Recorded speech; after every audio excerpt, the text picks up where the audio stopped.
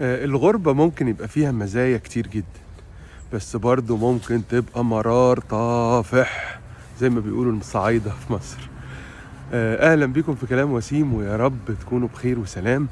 في الحقيقة ممكن تبقى مرار طافح على نماذج معينة من الناس، ولو انت من النماذج دي أنا بقول لك ما تجيش، هتتعب.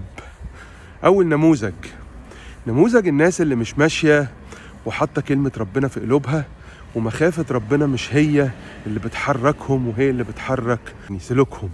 النماذج اللي بنشوفها هنا من ناس، مش هقول لكم بقى بيحصل تفككات أسرية ومشاكل، لأ، أنا بقول لكم إن بيحصل ضياع كامل لأسر كاملة بسبب إن هم بعيد تماما عن ربنا وبعيد تماما عن مخافة ربنا. النموذج التاني هو النموذج اللي جاي يحوش وبس، جاي عمال يلم القرش فوق القرش، عمال يحسب اليورو بكام، الدولار بكام، كام جنيه. دي في الحقيقة وانا شفت ناس زي كده في الغربة هنا.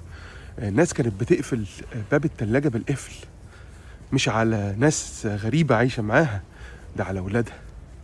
فالناس دي في الحقيقة هتيجي هنا، يعني هتبقى بالنسبة لهم الغربة دي سجن، عمالين بس يحوشوا فلوس وهيتعبوا نفسهم وهيتعبوا اللي حواليهم.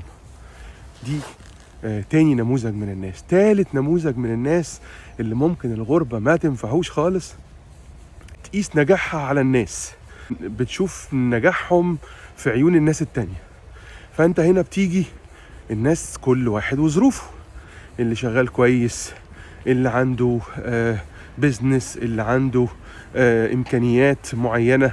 فانت كل ما تيجي وتشوف ان في ناس كويسة خالص، وتيجي انت تقعد تلعب في حظك، انا حظي مش حلو، انا شغال شغلانه وحشه، انا شغال شغلانه تعبانه، طبعا هتبقى بالنسبه لك الغربه مرار.